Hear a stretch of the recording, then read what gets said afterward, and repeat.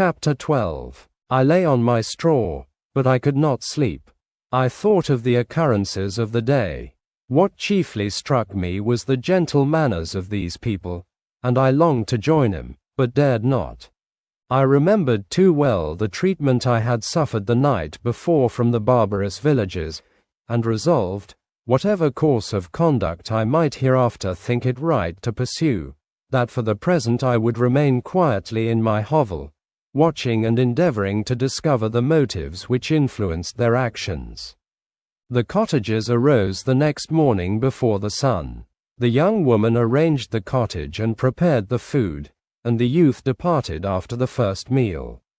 This day was passed in the same routine as that which preceded it. The young man was constantly employed out of doors, and the girl in various laborious occupations within. The old man, whom I soon perceived to be blind, employed his leisure hours on his instrument or in contemplation. Nothing could exceed the love and respect which the younger cottagers exhibited towards their venerable companion. They performed towards him every little office of affection and duty with gentleness, and he rewarded them by his benevolent smiles. They were not entirely happy. The young man and his companion often went apart and appeared to weep. I saw no cause for their unhappiness, but I was deeply affected by it. If such lovely creatures were miserable, it was less strange that I, an imperfect and solitary being, should be wretched. Yet why were these gentle beings unhappy? They possessed a delightful house, for such it was in my eyes, and every luxury. They had a fire to warm them when chill and delicious viands when hungry. They were dressed in excellent clothes, and, still more, they enjoyed one another's company and speech, interchanging each day looks of affection and kindness. What did their tears imply? Did they really express pain? I was at first unable to solve these questions, but perpetual attention and time explained to me many appearances which were at first enigmatic. A considerable period elapsed before I discovered one of the causes of the uneasiness of this amiable family. It was poverty, and they suffered that evil in a very distressing degree. Their nourishment consisted entirely of the vegetables of their garden and the milk of one cow, which gave very little during the winter, when its masters could scarcely procure food to support it. They often, I believe, suffered the pangs of hunger very poignantly, especially the two younger cottagers, for several times they placed food before the old man when they reserved none for themselves. This trait of kindness moved me sensibly. I had been accustomed, during the night, to steal a part of their store for my own consumption, but when I found that in doing this I inflicted pain on the cottagers, I abstained and satisfied myself with berries, nuts, and roots which I gathered from a neighboring wood. I discovered also another means through which I was enabled to assist their labors. I found that the youth spent a great part of each day in collecting wood for the family fire, and during the night I often took his tools, the use of which I quickly discovered, and brought home firing sufficient for the consumption of several days. I remember, the first time that I did this, the young woman, when she opened the door in the morning, appeared greatly astonished on seeing a great pile of wood on the outside. She uttered some words in a loud voice, and the youth joined her, who also expressed surprise. I observed, with pleasure, that he did not go to the forest that day, but spent it in repairing the cottage and cultivating the garden. By degrees I made a discovery of still greater moment. I found that these people possessed a method of communicating their experience and feelings to one another by articulate sounds. I perceived that the words they spoke sometimes produced pleasure or pain, smiles or sadness, in the minds and countenances of the hearers. This was indeed a godlike science, and I ardently desired to become acquainted with it. But I was baffled in every attempt I made for this purpose. Their pronunciation was quick, and the words they uttered, not having any apparent connection with visible objects, I was unable to discover any clue by which I could unravel the mystery of their reference.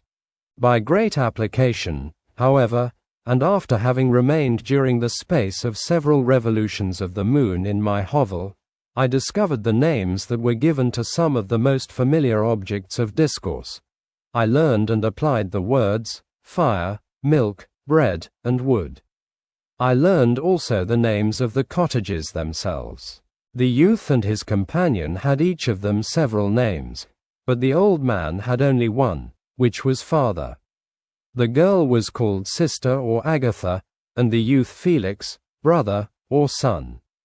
I cannot describe the delight I felt when I learned the ideas appropriated to each of these sounds and was able to pronounce them. I distinguished several other words without being able as yet to understand or apply them, such as good, dearest, unhappy. I spent the winter in this manner. The gentle manners and beauty of the cottages greatly endeared him to me. When they were unhappy, I felt depressed. When they rejoiced, I sympathized in their joys. I saw few human beings besides them, and if any other happened to enter the cottage, their harsh manners and rude gait only enhanced to me the superior accomplishments of my friends. The old man, I could perceive, often endeavored to encourage his children, as sometimes I found that he called them, to cast off their melancholy. He would talk in a cheerful accent, with an expression of goodness that bestowed pleasure even upon me.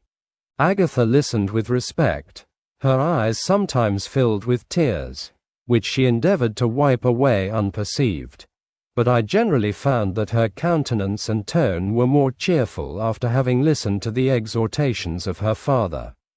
It was not thus with Felix. He was always the saddest of the group, and even to my unpracticed senses, he appeared to have suffered more deeply than his friends. But if his countenance was more sorrowful, his voice was more cheerful than that of his sister, especially when he addressed the old man. I could mention innumerable instances which, although slight, marked the dispositions of these amiable cottagers. In the midst of poverty and want, Felix carried with pleasure to his sister the first little white flower that peeped out from beneath the snowy ground. Early in the morning, before she had risen, he cleared away the snow that obstructed her path to the milk-house, drew water from the well, and brought the wood from the outhouse, where, to his perpetual astonishment, he found his store always replenished by an invisible hand. In the day, I believe, he worked sometimes for a neighboring farmer, because he often went forth and did not return until dinner, yet brought no wood with him. At other times he worked in the garden, but as there was little to do in the frosty season, he read to the old man and Agatha. This reading had puzzled me extremely at first, but by degrees I discovered that he uttered many of the same sounds when he read as when he talked. I conjectured, therefore, that he found on the paper signs for speech which he understood, and I ardently longed to comprehend these also. But how was that possible when I did not even understand the sounds for which they stood as signs? I improved, however, sensibly in this science, but not sufficiently to follow up any kind of conversation, although I applied my whole mind to the endeavor, for I easily perceived that, although I eagerly longed to discover myself to the cottagers, I ought not to make the attempt until I had first become master of their language, which knowledge might enable me to make them overlook the deformity of my figure, for with this also the contrast perpetually presented to my eyes had made me acquainted. I had admired the perfect forms of my cottagers, their grace, beauty, and delicate complexions, but how was I terrified when I viewed myself in a transparent pool. At first I started back, unable to believe that it was indeed I who was reflected in the mirror, and when I became fully convinced that I was in reality the monster that I am, I was filled with the bitterest sensations of despondence and mortification. Alas! I did not yet entirely know the fatal effects of this miserable deformity. As the sun became warmer and the light of day longer, the snow vanished, and I beheld the bare trees and the black earth. From this time, Felix was more employed, and the heart-moving indications of impending famine disappeared. Their food, as I afterwards found, was coarse, but it was wholesome, and they procured a sufficiency of it. Several new kinds of plants sprang up in the garden, which they dressed, and these signs of comfort increased daily as the season advanced. The old man, leaning on his son, walked each day at noon, when it did not rain, as I found it was called when the heavens poured forth its waters. This frequently took place, but a high wind quickly dried the earth, and the season became far more pleasant than it had been. My mode of life in my hovel was uniform. During the morning I attended the motions of the cottagers, and when they were dispersed in various occupations, I slept. The remainder of the day was spent in observing my friends. When they had retired to rest, if there was any moon or the night was star-light, I went into the woods and collected my own food and fuel for the cottage.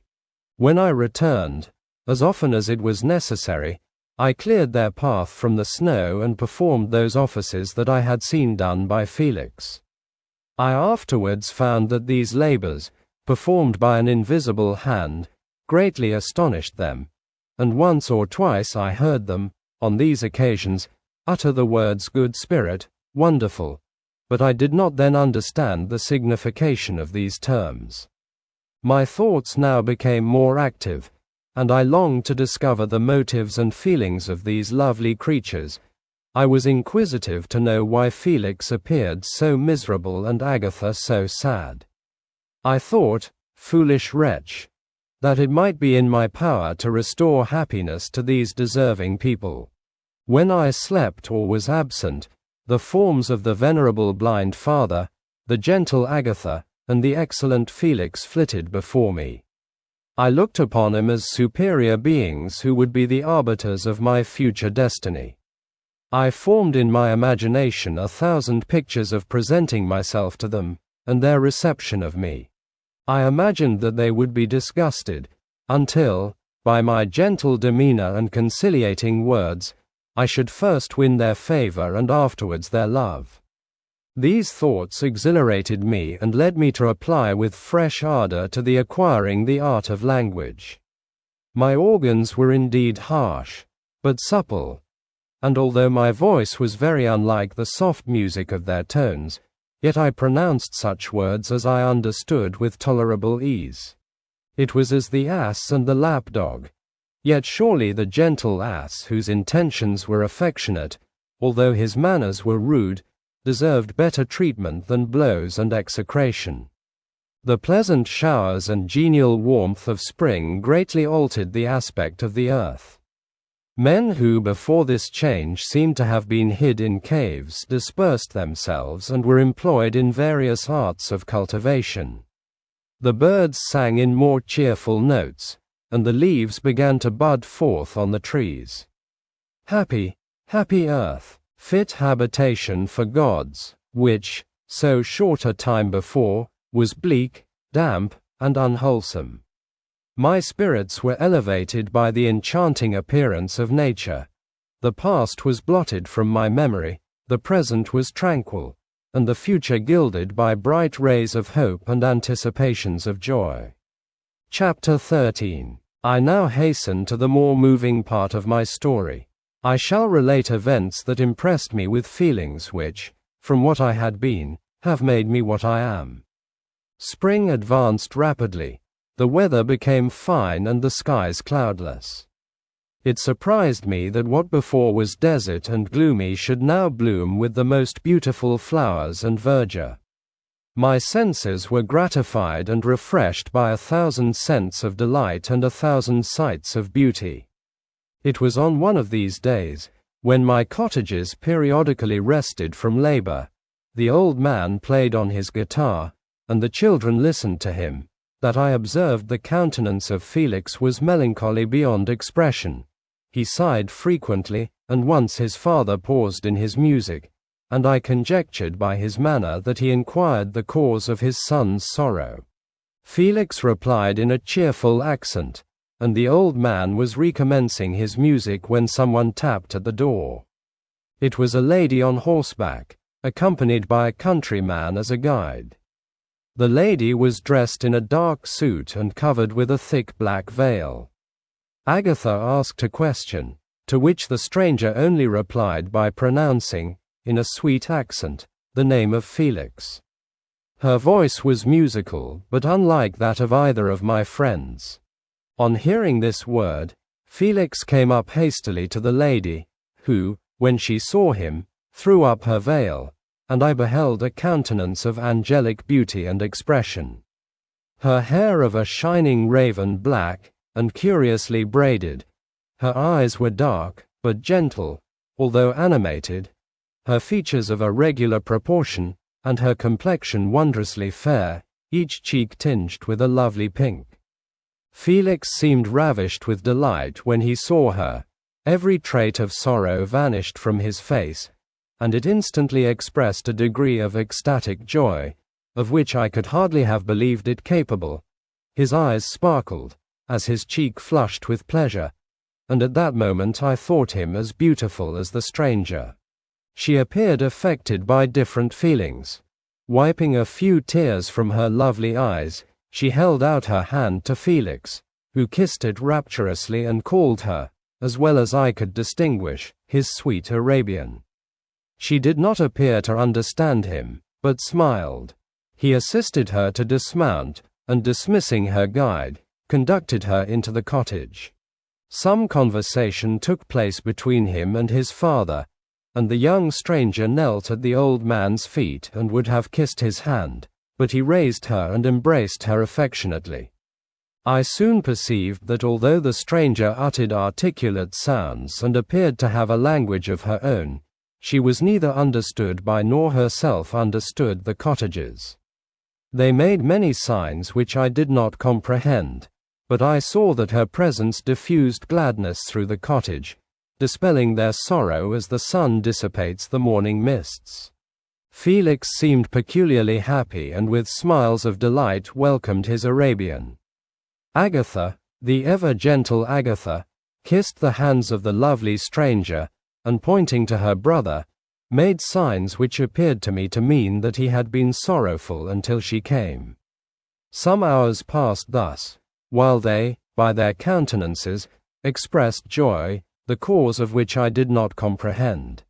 Presently I found, by the frequent recurrence of some sound which the stranger repeated after them, that she was endeavoring to learn their language, and the idea instantly occurred to me that I should make use of the same instructions to the same end.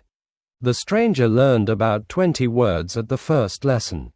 Most of them, indeed, were those which I had before understood, but I profited by the others. As night came on, Agatha and the Arabian retired early. When they separated, Felix kissed the hand of the stranger and said, "Good night, sweet Safi." He sat up much longer, conversing with his father, and by the frequent repetition of her name I conjectured that their lovely guest was the subject of their conversation. I ardently desired to understand them, and bent every faculty towards that purpose, but found it utterly impossible. The next morning Felix went out to his work, and after the usual occupations of Agatha were finished, the Arabian sat at the feet of the old man, and taking his guitar, played some airs so entrancingly beautiful that they at once drew tears of sorrow and delight from my eyes. She sang, and her voice flowed in a rich cadence, swelling or dying away like a nightingale of the woods. When she had finished, she gave the guitar to Agatha, who at first declined it. She played a simple air, and her voice accompanied it in sweet accents, but unlike the wondrous strain of the stranger. The old man appeared enraptured and said some words which Agatha endeavored to explain to Safi, and by which he appeared to wish to express that she bestowed on him the greatest delight by her music. The days now passed as peaceably as before, with the sole alteration that joy had taken place of sadness in the countenances of my friends. Safie was always gay and happy. She and I improved rapidly in the knowledge of language, so that in 2 months I began to comprehend most of the words uttered by my protectors. In the meanwhile also the black ground was covered with herbage, and the green banks interspersed with innumerable flowers, sweet to the scent and the eyes, stars of pale radiance among the moonlight woods.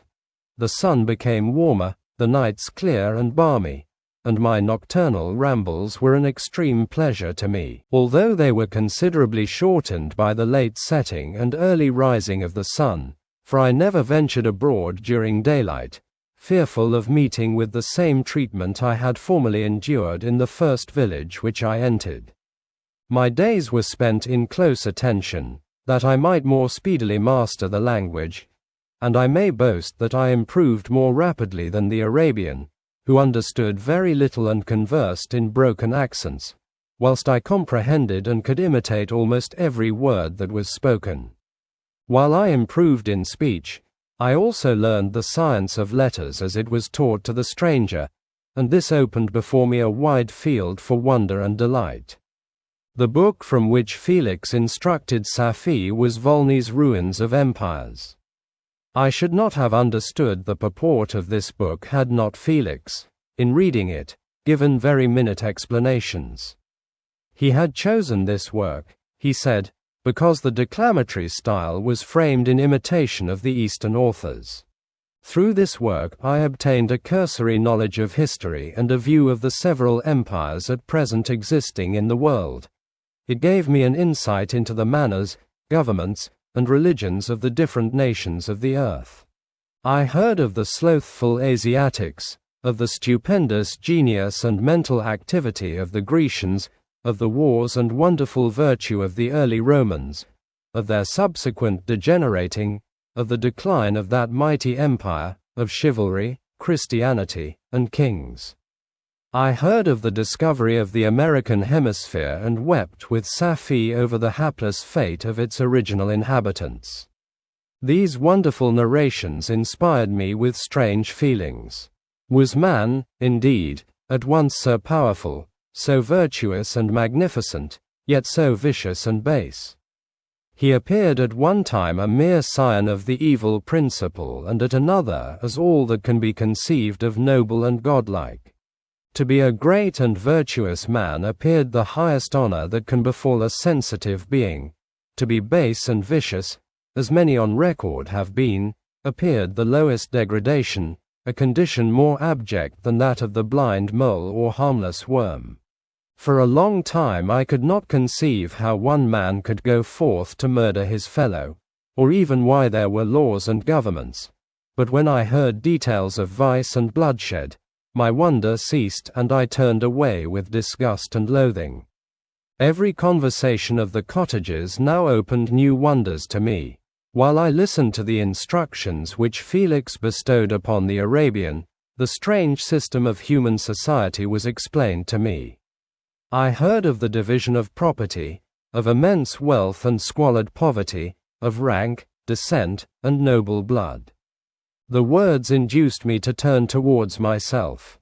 I learned that the possessions most esteemed by your fellow creatures were high and unsullied descent united with riches. A man might be respected with only one of these advantages, but without either he was considered, except in very rare instances, as a vagabond and a slave, doomed to waste his powers for the profits of the chosen few. And what was I? Of my creation and creator I was absolutely ignorant, but I knew that I possessed no money, no friends, no kind of property. I was, besides, endued with a figure hideously deformed and loathsome. I was not even of the same nature as man. I was more agile than they and could subsist upon coarser diet. I bore the extremes of heat and cold with less injury to my frame. My stature far exceeded theirs. When I looked around I saw and heard of none like me. Was I, then, a monster, a blot upon the earth, from which all men fled and whom all men disowned? I cannot describe to you the agony that these reflections inflicted upon me. I tried to dispel them, but sorrow only increased with knowledge. Oh, that I had forever remained in my native wood, nor known nor felt beyond the sensations of hunger, thirst, and heat. Of what a strange nature is knowledge! It clings to the mind when it has once seized on it like a lichen on the rock. I wished sometimes to shake off all thought and feeling, but I learned that there was but one means to overcome the sensation of pain, and that was death, a state which I feared yet did not understand. I admired virtue and good feelings and loved the gentle manners and amiable qualities of my cottagers, but I was shut out from intercourse with them, except through means which I obtained by stealth, when I was unseen and unknown, and which rather increased than satisfied the desire I had of becoming one among my fellows. The gentle words of Agatha and the animated smiles of the charming Arabian were not for me. The mild exhortations of the old man and the lively conversation of the loved Felix were not for me. Miserable, unhappy wretch! Other lessons were impressed upon me even more deeply. I heard of the difference of sexes, and the birth and growth of children, how the father doted on the smiles of the infant, and the lively sallies of the older child, how all the life and cares of the mother were wrapped up in the precious charge, how the mind of youth expanded and gained knowledge, of brother, sister, and all the various relationships which bind one human being to another in mutual bonds. But where were my friends and relations? No father had watched my infant days, no mother had blessed me with smiles and caresses, or if they had, all my past life was now a blot, a blind vacancy in which I distinguished nothing. From my earliest remembrance I had been as I then was in height and proportion. I had never yet seen a being resembling me or who claimed any intercourse with me. What was I? The question again recurred, to be answered only with groans.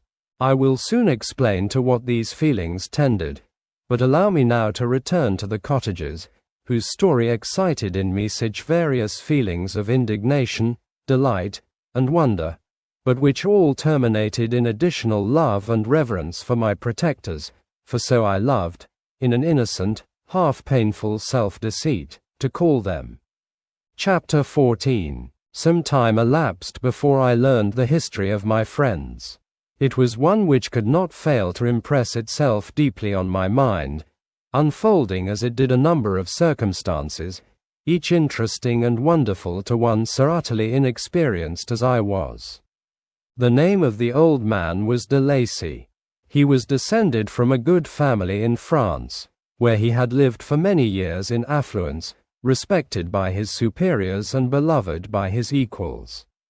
His son was bred in the service of his country, and Agatha had ranked with ladies of the highest distinction. A few months before my arrival they had lived in a large and luxurious city called Paris, surrounded by friends and possessed of every enjoyment which virtue, refinement of intellect, or taste, accompanied by a moderate fortune, could afford.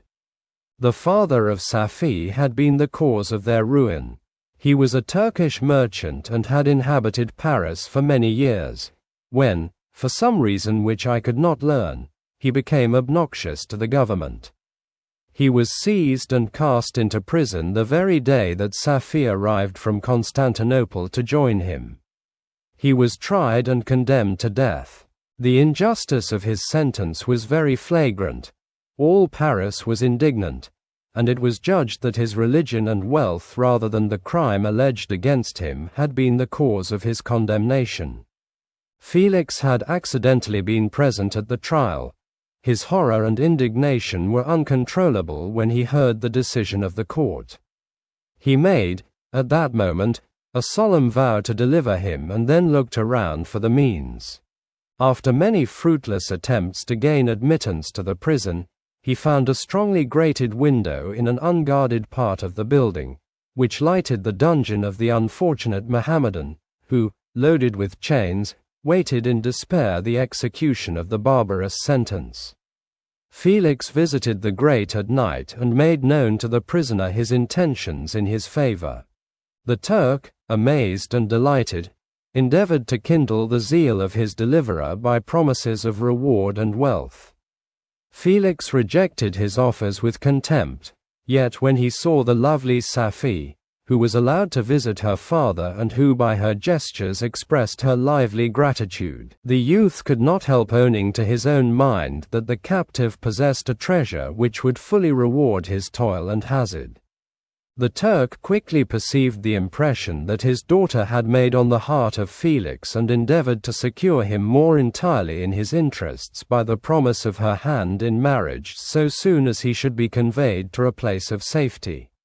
Felix was too delicate to accept this offer, yet he looked forward to the probability of the event as to the consummation of his happiness. During the ensuing days, while the preparations were going forward for the escape of the merchant, the zeal of Felix was warmed by several letters that he received from this lovely girl, who found means to express her thoughts in the language of her lover by the aid of an old man, a servant of her father who understood French. She thanked him in the most ardent terms for his intended services towards her parent, and at the same time she gently deplored her own fate. I have copies of these letters, for I found means, during my residence in the hovel, to procure the implements of writing, and the letters were often in the hands of Felix or Agatha. Before I depart I will give them to you. They will prove the truth of my tale, but at present, as the sun is already far declined, I shall only have time to repeat the substance of them to you. Safie related that her mother was a Christian Arab, seized and made a slave by the Turks. Recommended by her beauty, she had won the heart of the father of Safie, who married her. The young girl spoke in high and enthusiastic terms of her mother, who, born in freedom, spurned the bondage to which she was now reduced. She instructed her daughter in the tenets of her religion and taught her to aspire to higher powers of intellect and an independence of spirit forbidden to the female followers of Muhammad. This lady died, but her lessons were indelibly impressed on the mind of Safie, who sickened at the prospect of again returning to Asia and being immured within the walls of a harem, allowed only to occupy herself with infantile amusements, ill-suited to the temper of her soul, now accustomed to grand ideas and a noble emulation for virtue. The prospect of marrying a Christian and remaining in a country where women were allowed to take a rank in society was enchanting to her. The day for the execution of the Turk was fixed, but on the night previous to it he quitted his prison and before morning was distant many leagues from Paris. Felix had procured passports in the name of his father, sister, and himself. He had previously communicated his plan to the former, who aided the deceit by quitting his house, under the pretense of a journey and concealed himself, with his daughter, in an obscure part of Paris. Felix conducted the fugitives through France to Lyons and across Mont Cenis to Leghorn, where the merchant had decided to wait a favorable opportunity of passing into some part of the Turkish dominions. Safie resolved to remain with her father until the moment of his departure, before which time the Turk renewed his promise that she should be united to his deliverer, and Felix remained with them in expectation of that event, and in the meantime he enjoyed the society of the Arabian, who exhibited towards him the simplest and tenderest affection. They conversed with one another through the means of an interpreter, and sometimes with the interpretation of looks, and Safie sang to him the divine airs of her native country. The Turk allowed this intimacy to take place and encouraged the hopes of the youthful lovers, while in his heart he had formed far other plans. He loathed the idea that his daughter should be united to a Christian, but he feared the resentment of Felix if he should appear lukewarm, for he knew that he was still in the power of his deliverer if he should choose to betray him to the Italian state which they inhabited. He revolved 1,000 plans by which he should be enabled to prolong the deceit until it might be no longer necessary, and secretly to take his daughter with him when he departed. His plans were facilitated by the news which arrived from Paris. The government of France were greatly enraged at the escape of their victim and spared no pains to detect and punish his deliverer. The plot of Felix was quickly discovered, and de Lacy and Agatha were thrown into prison. The news reached Felix and roused him from his dream of pleasure. His blind and aged father and his gentle sister lay in a noisome dungeon while he enjoyed the free air and the society of her whom he loved. This idea was torture to him.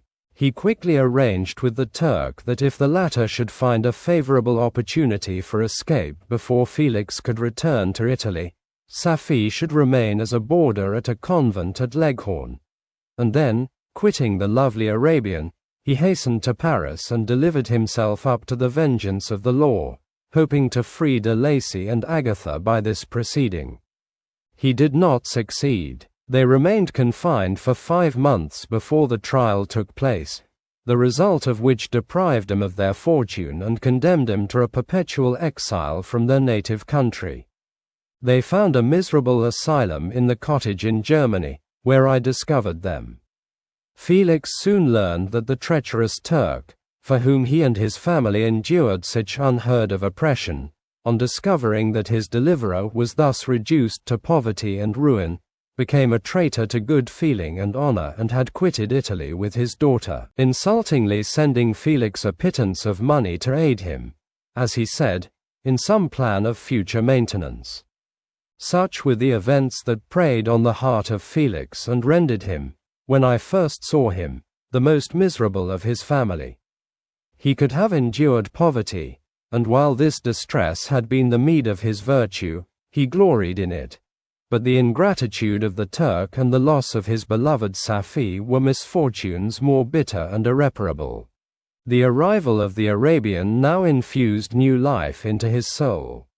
When the news reached Leghorn that Felix was deprived of his wealth and rank, the merchant commanded his daughter to think no more of her lover, but to prepare to return to her native country. The generous nature of Safie was outraged by this command. She attempted to expostulate with her father, but he left her angrily, reiterating his tyrannical mandate. A few days after, the Turk entered his daughter's apartment and told her hastily that he had reason to believe that his residence at Leghorn had been divulged and that he should speedily be delivered up to the French government. He had consequently hired a vessel to convey him to Constantinople, for which city he should sail in a few hours. He intended to leave his daughter under the care of a confidential servant, to follow at her leisure with the greater part of his property, which had not yet arrived at Leghorn. When alone, Safie resolved in her own mind the plan of conduct that it would become her to pursue in this emergency. A residence in Turkey was abhorrent to her. Her religion and her feelings were alike averse to it. By some papers of her father which fell into her hands she heard of the exile of her lover and learnt the name of the spot where he then resided. She hesitated some time, but at length she formed her determination. Taking with her some jewels that belonged to her and a sum of money, she quitted Italy with an attendant, a native of Leghorn, but who understood the common language of Turkey, and departed for Germany. She arrived in safety at a town about 20 leagues from the cottage of de Lacy, when her attendant fell dangerously ill. Safie nursed her with the most devoted affection, but the poor girl died, and the Arabian was left alone, unacquainted with the language of the country and utterly ignorant of the customs of the world. She fell, however, into good hands. The Italian had mentioned the name of the spot for which they were bound, and after her death the woman of the house in which they had lived took care that Safie should arrive in safety at the cottage of her lover. Chapter 15. Such was the history of my beloved cottages. It impressed me deeply. I learned, from the views of social life which it developed, to admire their virtues and to deprecate the vices of mankind. As yet I looked upon crime as a distant evil. Benevolence and generosity were ever present before me, inciting within me a desire to become an actor in the busy scene where so many admirable qualities were called forth and displayed. But in giving an account of the progress of my intellect, I must not omit a circumstance which occurred in the beginning of the month of August of the same year. One night during my accustomed visit to the neighboring wood, where I collected my own food and brought home firing for my protectors, I found on the ground a leathern portmanteau containing several articles of dress and some books. I eagerly seized the prize and returned with it to my hovel. Fortunately, the books were written in the language, the elements of which I had acquired at the cottage. They consisted of Paradise Lost, a volume of Plutarch's Lives, and the Sorrows of Werther. The possession of these treasures gave me extreme delight. I now continually studied and exercised my mind upon these histories, whilst my friends were employed in their ordinary occupations. I can hardly describe to you the effect of these books. They produced in me an infinity of new images and feelings, that sometimes raised me to ecstasy, but more frequently sunk me into the lowest dejection. In the Sorrows of Werther, besides the interest of its simple and affecting story, so many opinions are canvassed and so many lights thrown upon what had hitherto been to me obscure subjects that I found in it a never-ending source of speculation and astonishment.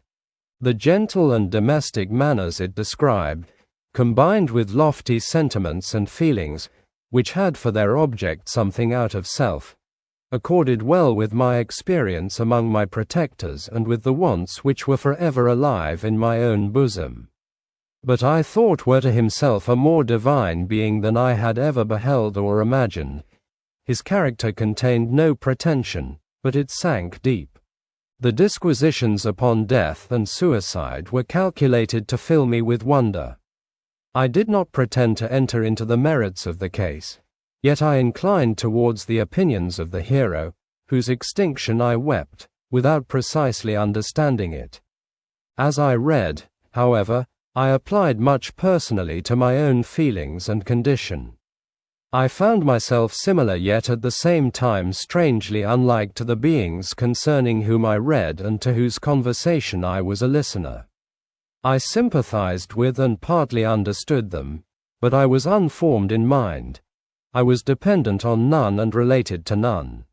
The path of my departure was free, and there was none to lament my annihilation. My person was hideous and my stature gigantic. What did this mean? Who was I? What was I? Whence did I come? What was my destination? These questions continually recurred, but I was unable to solve them. The volume of Plutarch's Lives which I possessed contained the histories of the first founders of the ancient republics. This book had a far different effect upon me from the Sorrows of Werther.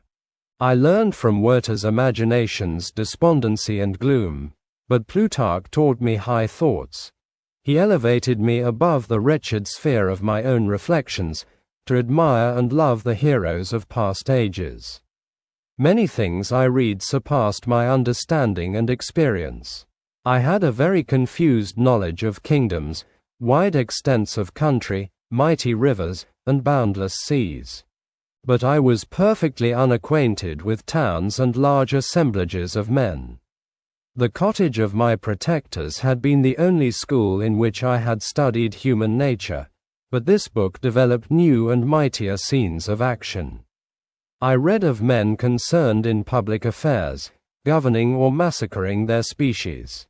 I felt the greatest ardor for virtue rise within me, and abhorrence for vice, as far as I understood the signification of those terms, relative as they were, as I applied them, to pleasure and pain alone. Induced by these feelings, I was of course led to admire peaceable lawgivers, Numa, Solon, and Lycurgus, in preference to Romulus and Theseus. The patriarchal lives of my protectors caused these impressions to take a firm hold on my mind. Perhaps, if my first introduction to humanity had been made by a young soldier, burning for glory and slaughter, I should have been imbued with different sensations. but Paradise Lost excited different and far deeper emotions. I read it, as I had read the other volumes which had fallen into my hands, as a true history. It moved every feeling of wonder and awe that the picture of an omnipotent God warring with his creatures was capable of exciting. I often referred the several situations, as their similarities struck me, to my own. Like Adam, I was apparently united by no link to any other being in existence, but his state was far different from mine in every other respect. He had come forth from the hands of God a perfect creature, happy and prosperous, guarded by the especial care of his Creator. He was allowed to converse with and acquire knowledge from beings of a superior nature, but I was wretched, helpless, and alone. Many times I considered Satan as the fitter emblem of my condition, for often, like him, when I viewed the bliss of my protectors, the bitter gall of envy rose within me. Another circumstance strengthened and confirmed these feelings. Soon after my arrival in the hovel I discovered some papers in the pocket of the dress which I had taken from your laboratory. At first I had neglected them, but now that I was able to decipher the characters in which they were written, I began to study them with diligence. It was your journal of the 4 months that preceded my creation. You minutely described in these papers every step you took in the progress of your work. This history was mingled with accounts of domestic occurrences. You doubtless recollect these papers. Here they are. Everything is related in them which bears reference to my accursed origin. The whole detail of that series of disgusting circumstances which produced it is set in view. The minutest description of my odious and loathsome person is given, in language which painted your own horrors and rendered mine indelible. I sickened as I read. Hateful day when I received life. I exclaimed in agony, accursed Creator, why did you form a monster so hideous that even you turned from me in disgust? God, in pity, made man beautiful and alluring, after his own image, but my form is a filthy type of yours, more horrid even from the very resemblance. Satan had his companions, fellow devils, to admire and encourage him, but I am solitary and abhorred. These were the reflections of my hours of despondency and solitude, but when I contemplated the virtues of the cottagers, their amiable and benevolent dispositions, I persuaded myself that when they should become acquainted with my admiration of their virtues they would compassionate me and overlook my personal deformity. Could they turn from the door one, however monstrous, who solicited their compassion and friendship? I resolved, at least, not to despair, but in every way to fit myself for an interview with them which would decide my fate. I postponed this attempt for some months longer, for the importance attached to its success inspired me with a dread lest I should fail. Besides, I found that my understanding improved so much with every day's experience that I was unwilling to commence this undertaking until a few more months should have added to my sagacity. Several changes, in the meantime, took place in the cottage. The presence of Safie diffused happiness among its inhabitants, and I also found that a greater degree of plenty reigned there. Felix and Agatha spent more time in amusement and conversation, and were assisted in their labors by servants. They did not appear rich, but they were contented and happy. Their feelings were serene and peaceful, while mine became every day more tumultuous. Increase of knowledge only discovered to me more clearly what a wretched outcast I was. I cherished hope, it is true, but it vanished when I beheld my person reflected in water or my shadow in the moonshine, even as that frail image and that inconstant shade. I endeavored to crush these fears and to fortify myself for the trial which in a few months I resolved to undergo, and sometimes I allowed my thoughts, unchecked by reason, to ramble in the fields of paradise, and dared to fancy amiable and lovely creatures sympathizing with my feelings and cheering my gloom. their angelic countenances breathed smiles of consolation. But it was all a dream. No Eve soothed my sorrows nor shared my thoughts. I was alone. I remembered Adam's supplication to his Creator. But where was mine? He had abandoned me, and in the bitterness of my heart I cursed him. Autumn passed thus. I saw, with surprise and grief, the leaves decay and fall, and nature again assume the barren and bleak appearance it had worn when I first beheld the woods and the lovely moon. Yet I did not heed the bleakness of the weather. I was better fitted by my conformation for the endurance of cold than heat. But my chief delights were the sight of the flowers, the birds, and all the gay apparel of summer. When those deserted me, I turned with more attention towards the cottages. Their happiness was not decreased by the absence of summer. They loved and sympathized with one another, and their joys, depending on each other, were not interrupted by the casualties that took place around them. The more I saw of them, the greater became my desire to claim their protection and kindness. My heart yearned to be known and loved by these amiable creatures. To see their sweet looks directed towards me with affection was the utmost limit of my ambition. I dared not think that they would turn him from me with disdain and horror. The poor that stopped at their door were never driven away. I asked, it is true, for greater treasures than a little food or rest.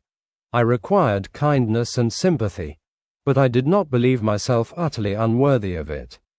The winter advanced, and an entire revolution of the seasons had taken place since I awoke into life. My attention at this time was solely directed towards my plan of introducing myself into the cottage of my protectors. I revolved many projects, but that on which I finally fixed was to enter the dwelling when the blind old man should be alone. I had sagacity enough to discover that the unnatural hideousness of my person was the chief object of horror with those who had formerly beheld me. My voice, although harsh, had nothing terrible in it. I thought, therefore, that if in the absence of his children I could gain the goodwill and mediation of the old de Lacy, I might by his means be tolerated by my younger protectors.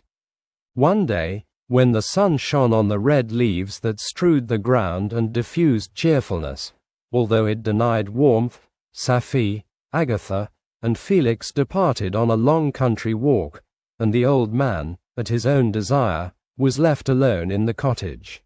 When his children had departed, he took up his guitar and played several mournful but sweet airs, more sweet and mournful than I had ever heard him play before. At first his countenance was illuminated with pleasure, but as he continued, thoughtfulness and sadness succeeded. At length, laying aside the instrument, he sat absorbed in reflection. My heart beat quick.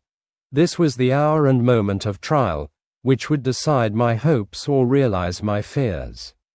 The servants were gone to a neighboring fair. All was silent in and around the cottage. It was an excellent opportunity. Yet, when I proceeded to execute my plan, my limbs failed me and I sank to the ground. Again I rose, and exerting all the firmness of which I was master, removed the planks which I had placed before my hovel to conceal my retreat. The fresh air revived me, and with renewed determination I approached the door of their cottage. I knocked. "Who is there?" said the old man. "Come in." I entered. "Pardon this intrusion," said I. "I am a traveler in want of a little rest. You would greatly oblige me if you would allow me to remain a few minutes before the fire." "Enter," said de Lacy, "and I will try in what manner I can to relieve your wants. But, unfortunately, my children are from home, and as I am blind, I am afraid I shall find it difficult to procure food for you. Do not trouble yourself, my kind host. I have food. It is warmth and rest only that I need." I sat down, and a silence ensued. I knew that every minute was precious to me, yet I remained irresolute in what manner to commence the interview, when the old man addressed me. By your language, stranger, I suppose you are my countryman. Are you French? No, but I was educated by a French family and understand that language only. I am now going to claim the protection of some friends, whom I sincerely love, and of whose favor I have some hopes. Are they Germans? No, they are French. But let us change the subject. I am an unfortunate and deserted creature. I look around and I have no relation or friend upon earth. These amiable people to whom I go have never seen me and know little of me. I am full of fears, for if I fail there, I am an outcast in the world forever. Do not despair. To be friendless is indeed to be unfortunate, but the hearts of men, when unprejudiced by any obvious self-interest, are full of brotherly love and charity. Rely, therefore, on your hopes, and if these friends are good and amiable, do not despair. They are kind, they are the most excellent creatures in the world, but, unfortunately, they are prejudiced against me. I have good dispositions. My life has been hitherto harmless and in some degree beneficial, but a fatal prejudice clouds their eyes, and where they ought to see a feeling and kind friend, they behold only a detestable monster. That is indeed unfortunate, but if you are really blameless, cannot you undeceive them? I am about to undertake that task, and it is on that account that I feel so many overwhelming terrors. I tenderly love these friends. I have, unknown to them, been for many months in the habits of daily kindness towards them. But they believe that I wish to injure them, and it is that prejudice which I wish to overcome. Where do these friends reside? Near this spot. The old man paused and then continued, If you will unreservedly confide to me the particulars of your tale, I perhaps may be of use in undeceiving them. I am blind and cannot judge of your countenance, but there is something in your words which persuades me that you are sincere. I am poor and an exile, but it will afford me true pleasure to be in any way serviceable to a human creature. Excellent man, I thank you and accept your generous offer. You raise me from the dust by this kindness, and I trust that, by your aid, I shall not be driven from the society and sympathy of your fellow creatures. Heaven forbid, even if you were really criminal, for that can only drive you to desperation, and not instigate you to virtue. I also am unfortunate. I and my family have been condemned, although innocent. Judge, therefore, if I do not feel for your misfortunes. How can I thank you, my best and only benefactor? From your lips first have I heard the voice of kindness directed towards me. I shall be forever grateful, and your present humanity assures me of success with those friends whom I am on the point of meeting. May I know the names and residence of those friends? I paused. This, I thought, was the moment of decision, which was to rob me of or bestow happiness on me forever. I struggled vainly for firmness sufficient to answer him, but the effort destroyed all my remaining strength. I sank on the chair and sobbed aloud. At that moment I heard the steps of my younger protectors. I had not a moment to lose, but seizing the hand of the old man, I cried, Now is the time. Save and protect me. You and your family are the friends whom I seek. Do not you desert me in the hour of trial. Great God! Exclaimed the old man. Who are you? At that instant the cottage door was opened, and Felix, Safie, and Agatha entered. Who can describe their horror and consternation on beholding me? Agatha fainted, and Safie, unable to attend to her friend, rushed out of the cottage. Felix darted forward, and with supernatural force tore me from his father, to whose knees I clung.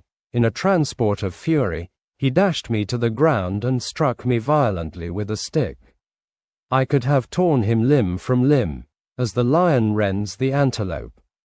But my heart sank within me as with bitter sickness, and I refrained. I saw him on the point of repeating his blow, when, overcome by pain and anguish, I quitted the cottage, and in the general tumult escaped unperceived to my hovel. Chapter 16. Cursed, cursed Creator! Why did I live? Why, in that instant, did I not extinguish the spark of existence which you had so wantonly bestowed? I know not. Despair had not yet taken possession of me. My feelings were those of rage and revenge. I could with pleasure have destroyed the cottage and its inhabitants and have glutted myself with their shrieks and misery. When night came I quitted my retreat and wandered in the wood, and now, no longer restrained by the fear of discovery, I gave vent to my anguish in fearful howlings. I was like a wild beast that had broken the toils, destroying the objects that obstructed me and ranging through the wood with a stag-like swiftness. Oh, what a miserable night I passed! The cold stars shone in mockery, and the bare trees waved their branches above me. Now and then the sweet voice of a bird burst forth amidst the universal stillness.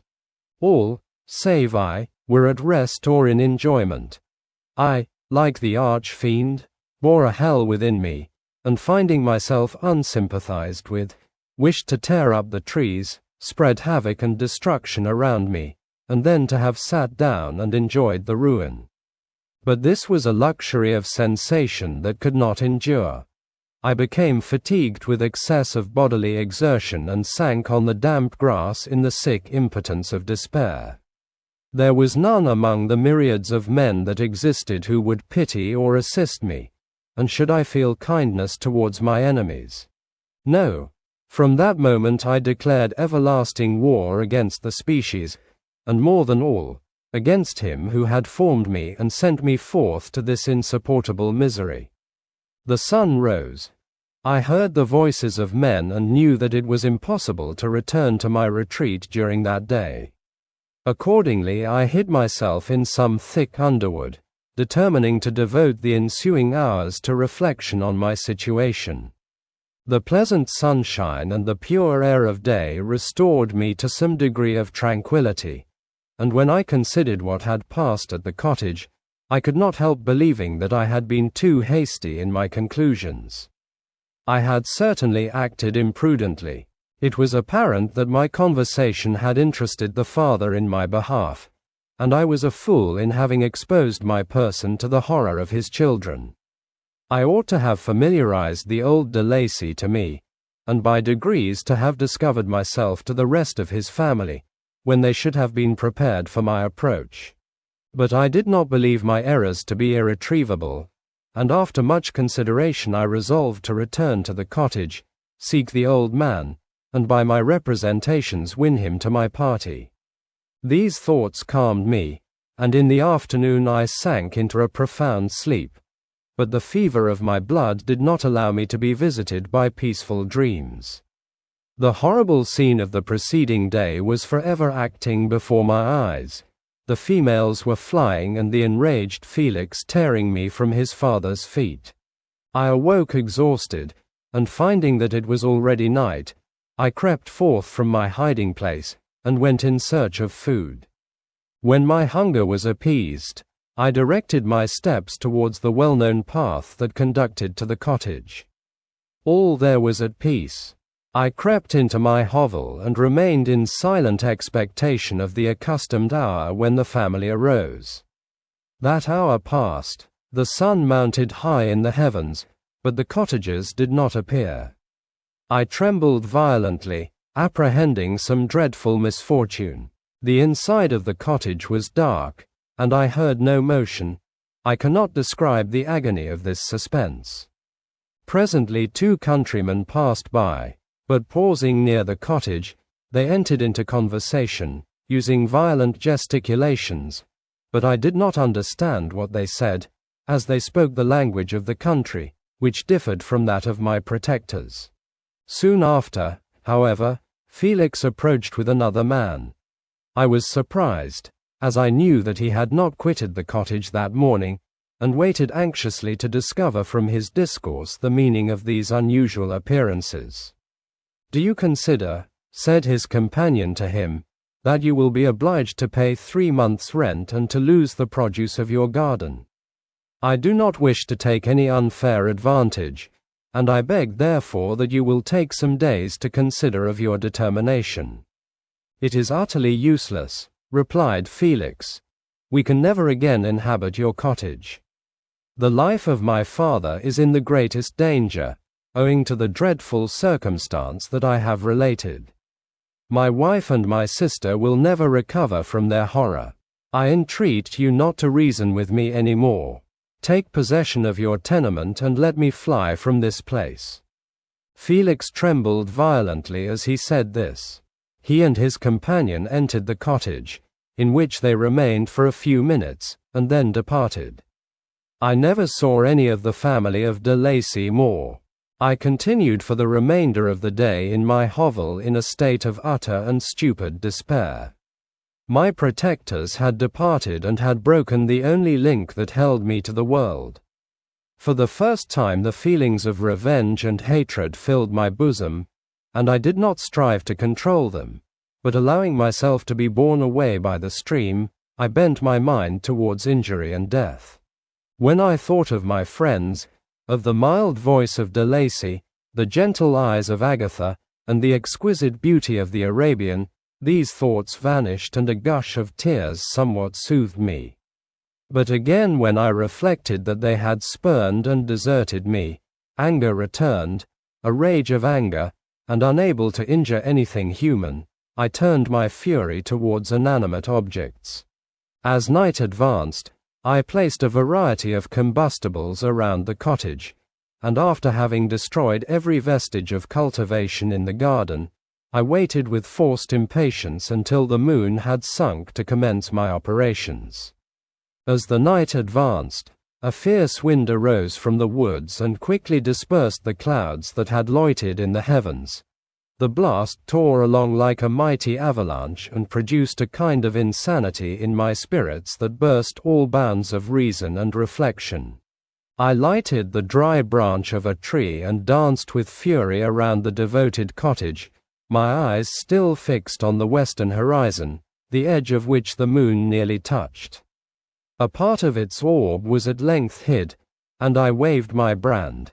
It sank, and with a loud scream I fired the straw, and heath, and bushes, which I had collected. The wind fanned the fire, and the cottage was quickly enveloped by the flames, which clung to it and licked it with their forked and destroying tongues. As soon as I was convinced that no assistance could save any part of the habitation, I quitted the scene and sought for refuge in the woods. And now, with the world before me, whither should I bend my steps?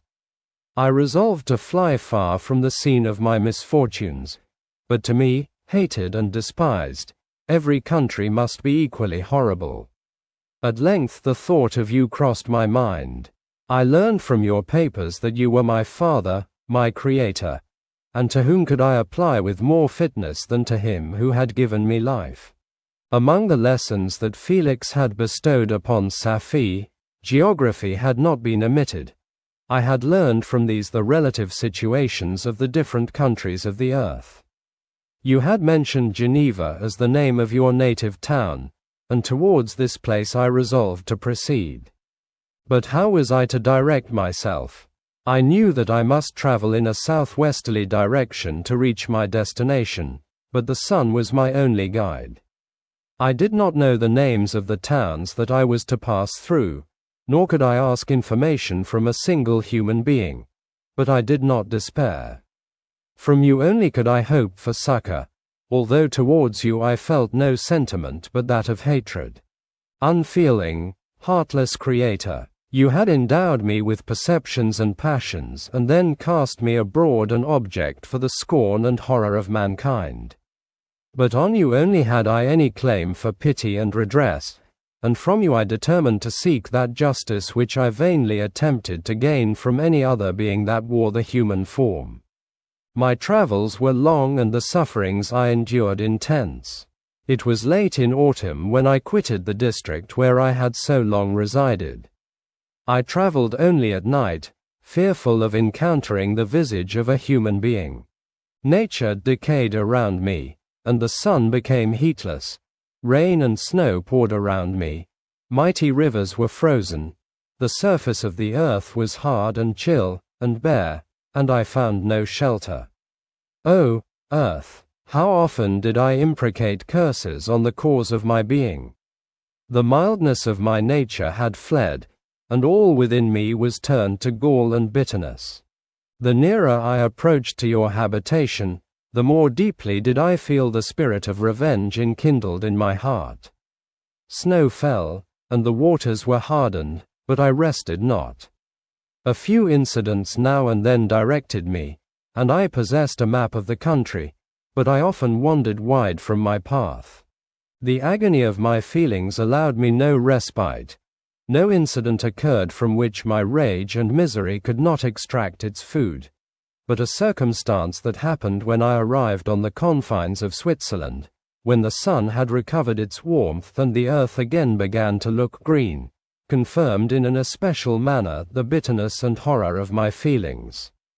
I generally rested during the day and traveled only when I was secured by night from the view of man. One morning, however, finding that my path lay through a deep wood, I ventured to continue my journey after the sun had risen. The day, which was one of the first of spring, cheered even me by the loveliness of its sunshine and the balminess of the air. I felt emotions of gentleness and pleasure, that had long appeared dead, revive within me. Half surprised by the novelty of these sensations, I allowed myself to be borne away by them, and forgetting my solitude and deformity, dared to be happy. Soft tears again bedewed my cheeks, and I even raised my humid eyes with thankfulness towards the blessed sun, which bestowed such joy upon me. I continued to wind among the paths of the wood, until I came to its boundary, which was skirted by a deep and rapid river, into which many of the trees bent their branches, now budding with the fresh spring. Here I paused, not exactly knowing what path to pursue, when I heard the sound of voices, that induced me to conceal myself under the shade of a cypress. I was scarcely hid when a young girl came running towards the spot where I was concealed, laughing, as if she ran from someone in sport. She continued her course along the precipitous sides of the river, when suddenly her foot slipped, and she fell into the rapid stream. I rushed from my hiding place and with extreme labor, from the force of the current, saved her and dragged her to shore. She was senseless, and I endeavored by every means in my power to restore animation, when I was suddenly interrupted by the approach of a rustic, who was probably the person from whom she had playfully fled. On seeing me, he darted towards me, and tearing the girl from my arms, hastened towards the deeper parts of the wood. I followed speedily, I hardly knew why. But when the man saw me draw near, he aimed a gun, which he carried, at my body and fired. I sank to the ground, and my injurer, with increased swiftness, escaped into the wood. This was then the reward of my benevolence. I had saved a human being from destruction, and as a recompense I now wreathed under the miserable pain of a wound which shattered the flesh and bone. The feelings of kindness and gentleness which I had entertained but a few moments before gave place to hellish rage and gnashing of teeth. Inflamed by pain, I vowed eternal hatred and vengeance to all mankind. But the agony of my wound overcame me.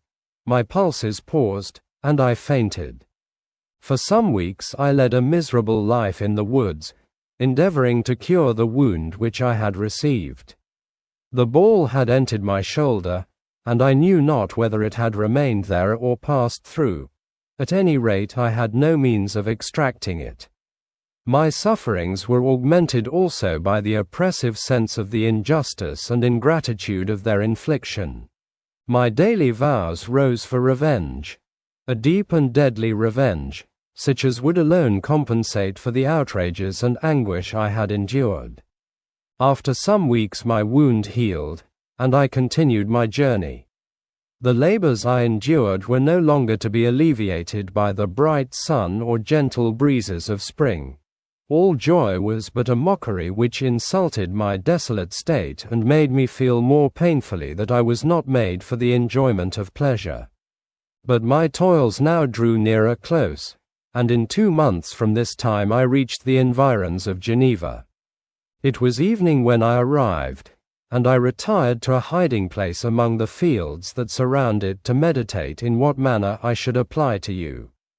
I was oppressed by fatigue and hunger and far too unhappy to enjoy the gentle breezes of evening or the prospect of the sun setting behind the stupendous mountains of Jura. At this time a slight sleep relieved me from the pain of reflection, which was disturbed by the approach of a beautiful child, who came running into the recess I had chosen, with all the sportiveness of infancy. Suddenly, as I gazed on him, an idea seized me that this little creature was unprejudiced and had lived too short a time to have imbibed a horror of deformity. If, therefore, I could seize him and educate him as my companion and friend, I should not be so desolate in this peopled earth. Urged by this impulse, I seized on the boy as he passed and drew him towards me.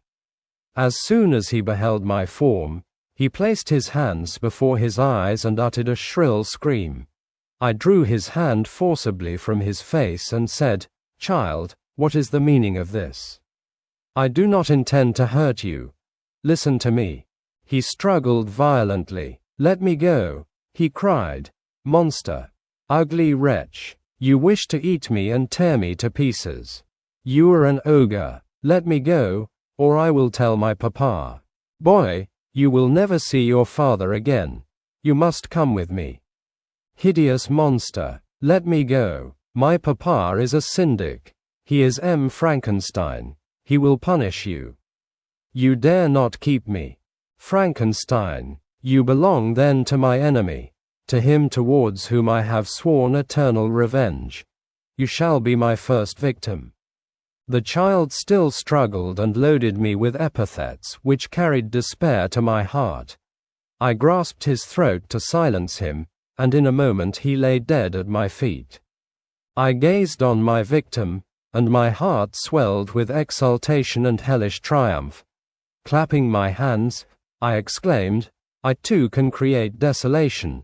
My enemy is not invulnerable.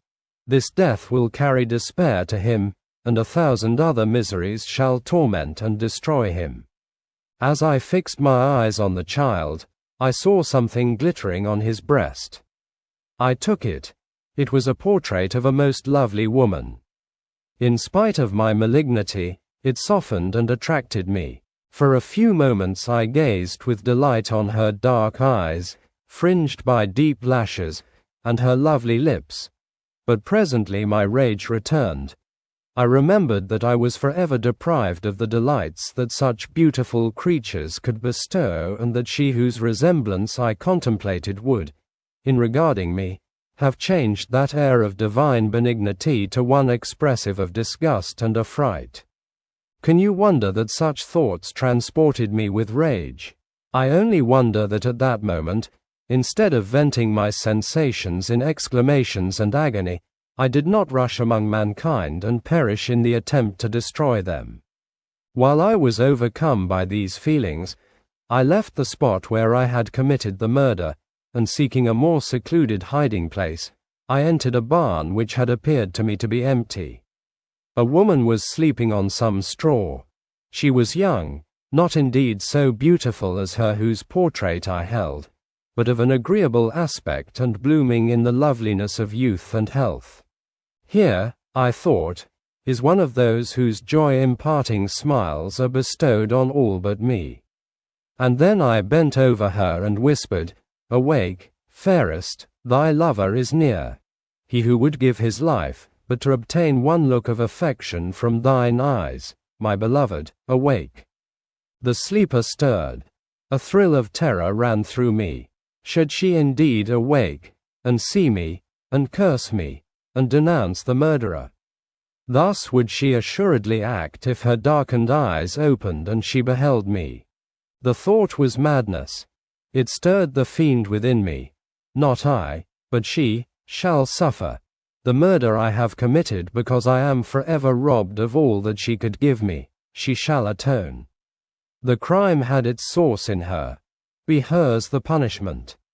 Thanks to the lessons of Felix and the sanguinary laws of man, I had learned now to work mischief. I bent over her and placed the portrait securely in one of the folds of her dress. She moved again, and I fled. For some days I haunted the spot where these scenes had taken place, sometimes wishing to see you, sometimes resolved to quit the world and its miseries forever. At length I wandered towards these mountains, and have ranged through their immense recesses, consumed by a burning passion which you alone can gratify. We may not part until you have promised to comply with my requisition. I am alone and miserable. Man will not associate with me, but one as deformed and horrible as myself would not deny herself to me. My companion must be of the same species and have the same defects. This being you must create.